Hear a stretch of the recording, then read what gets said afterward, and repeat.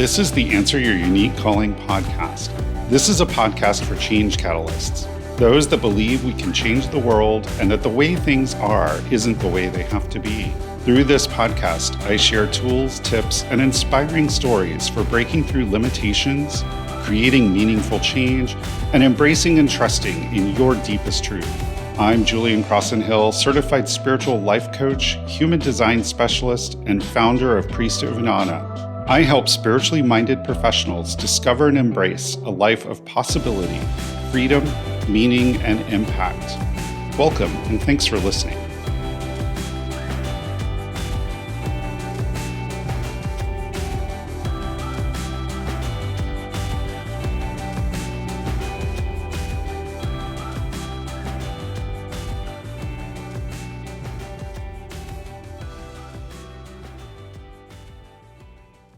Hello and welcome to this episode of Answer Your Unique Calling.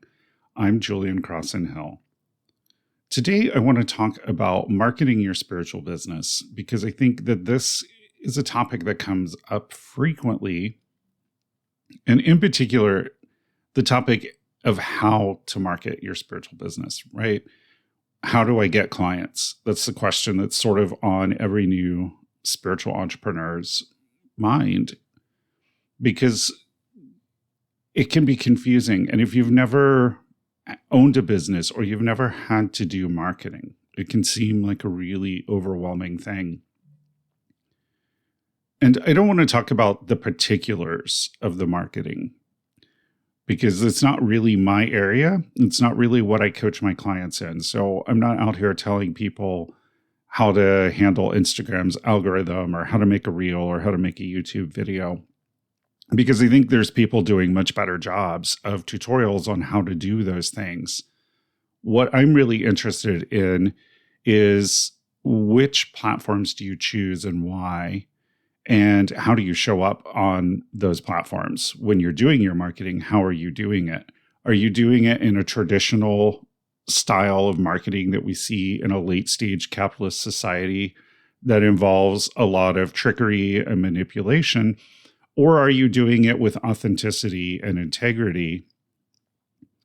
And also, are you showing up as your most authentic and bold self? Or are you still bringing a lot of imposter syndrome and smallness to the way that you put your message out there in the world? Because the mindset stuff is really where I help my clients. The how to, how do you make a YouTube video? Like I said, there's plenty of other people doing that and probably doing it better than I could. So what I want to talk about, though, is how do you decide where you're going to market? And I have some strong opinions on that because you can't market everywhere. I know people start in this business and they think they're going to do 4 or 5 social media platforms and this and that. And you're going to burn yourself out doing that. Let's be honest. And you don't have to be on every social media platform in order to get clients in your business. It's just not necessary that your message be everywhere.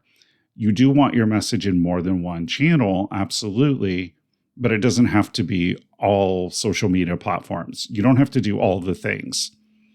So ultimately, really, marketing in spiritual business is about relationships, because we entered this business as part of our calling because we felt in our heart and our soul that this is what we needed to do, and we wanted to serve other people. In order to serve other people, we really need to connect with them, particularly if we're serving them in a spiritual business, in a spiritual way. We need to have some sort of connection. And so really, marketing in this business boils down to relationships, and it's all about building those connections and those relationships. And there's lots of ways that you can do that. You can market by doing in-person networking. You can market on social media. There's lots of ways that you can do that. But it's really about how do I get my message out to someone? And then once they sort of begin to respond to my message, how do I engage with them and continue to follow up with messages that move them further in their journey to where they might want to work with me to resolve whatever problem, my business resolves for them. So you can do that through social media. You can do that in a lot of ways. And really, that isn't as important as the message. But I still hear a lot of people sort of say things like, well, I'm on Instagram and Facebook and I've never built a website. Or, I've heard people say, well, you can get clients without a website. And absolutely you can. I'm going to tell you, yes, you can. You can also get clients without social media. But what I think is really important is because spiritual business is about relationships and the quality of the relationships that you build with people and how you get your message out into the world, you need to own your access to your audience. So one of your marketing channels needs to be a channel in which you own access to your audience. And what do I mean by that? So let me explain that a little bit. When you rely on social media as your primary mover for your marketing, for getting your message out, you don't own the access to those people. Facebook, Meta, Twitter, whoever that platform is, whatever the company or the corporation behind that platform is, they own the access to that audience. So yeah, you can build a large following. You can have a pretty good audience on those platforms, but you don't own the access. When you put your message out there, you have zero control over how many of your followers see that message, because the algorithms, the corporate and capitalistic interests of the company that built and maintains that platform, they're the ones who control who sees your message. And you don't want that, because you want to get your message out into the world. You are doing your soul's work, working on your on your spiritual calling. And part of that is getting a message out into the world. And if you don't have control over that message and how you get that message to people, that kind of gets in the way of really fulfilling your soul's mission.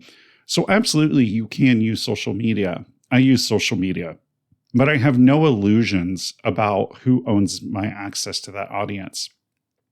If Meta decided to shut my Instagram account down tomorrow, I would no longer have access to those 500 and some followers on Instagram. And this can be really devastating to your business when social media makes changes if you've relied on social media as the exclusive way that you access your audience and that you build and maintain relationships with your followers. I've mentioned before that I was a software engineer and worked in the software industry for 25 years before becoming a coach. And I worked for a company that was an e-commerce company, and they relied very heavily on Facebook and Facebook advertising. And Facebook made a major change in their algorithm and how they sent that out there, how they, got that message out there.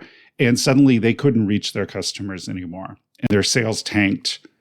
They had to do massive layoffs, shrink the size of their company dramatically, and completely replan and pivot their company strategy and basically build back up from ground zero to where they were before. So they lost lots of ground in their business because they put all their eggs in one basket. They relied on Facebook. They didn't have that control over their audience and over access to their audience. And when Facebook pulled the rug out from under them, their business suffered. So you don't want to make that mistake. You want to have control over access to your audience. So how do you get control over access to your audience? You do things where there's no middleman between you and your audience. So that might be blogging, for instance, because people can come and find your blog posts. They can subscribe to them.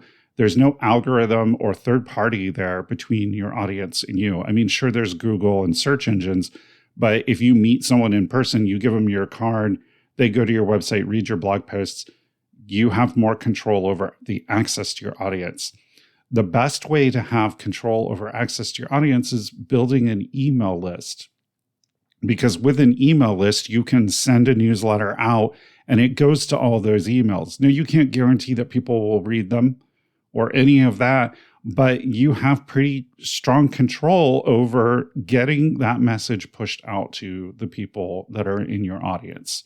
You have control over continuing to build and maintain that relationship with those people, because when you publish something, you know that the people who have said, I'm interested in your message, are going to receive it. You don't have that assurance when you rely solely on social media. So it's very important that in your marketing strategy as a spiritual entrepreneur, go ahead and do social media if it lights you up, if it feels good. Obviously, if it doesn't feel good to you and you've been like, I feel like I have to be on social media and I don't want to do it, don't do it, because you don't have to do it. But if you're on social media and you're using social media in your business, there's nothing wrong with that. But make sure that you also have an email list or another way that you can get your message to your audience should something happen with your social media, or even as in parallel to your social media, because you can have 5,000 followers on Instagram, and when you post a message and you put your message out there in the world, you have no idea how many of those 5,000 are going to see that message, because you have no control over it. There's nothing that's said on Instagram that says, I publish this message and all 5,000 of my people are going to get that message, because the algorithm doesn't work that way. When you have an email list, if you have 5,000 subscribers and you publish a message, all 5,000 subscribers are going to get that email and have an opportunity to read that message, and you are maintaining that relationship with those people. So it's very important that you do these kinds of things. Other ways that you can do work that maintains those relationships and you have control over the access to your audience are things like in-person events or in-person networking. Blogging, obviously, and your website are one. Podcasting to a large extent is one as well. There's a lot of third parties in how the podcasts get out there, but it's pretty easy to get a podcast out in the world and have everyone see it these days. So there are ways that you can do this. And I recommend that you pick one that lights you up, whether it's blogging, whether it's writing email newsletters, whether it's podcasting, in-person networking, whatever it is. Find one that really lights you up. And I would strongly encourage you, even if you pick one like podcasting, that you still really consider an email list, because I just think that email is such a simple way to send little quick things to your followers and maintain that relationship, because it's really, as I said in the beginning, it all comes back to that relationship that you're building with those people. And email is such an easy way to build and maintain a relationship with people. So just to kind of conclude here, my thoughts, as I said, I'm not really the person that you want to go to if you want to know, how do I make a YouTube video or how do I beat the Instagram algorithm? What I can tell you is, when you're marketing in your spiritual business, first and foremost, it's about relationship and how you create a connection to people, how you create that relationship and how you maintain it. And secondly, I can tell you that you want to, wherever possible, own the access to your audience, to your followers, so that you can maintain that relationship without being at the mercy of a third party. So do social media if you like it. Absolutely. If you enjoy it, if it works for you, do it. But don't put all your eggs in that basket and don't rely solely on social media. Make sure you have an email list or other way that you can get your message out to your audience. It's going to be critical to the success of your business.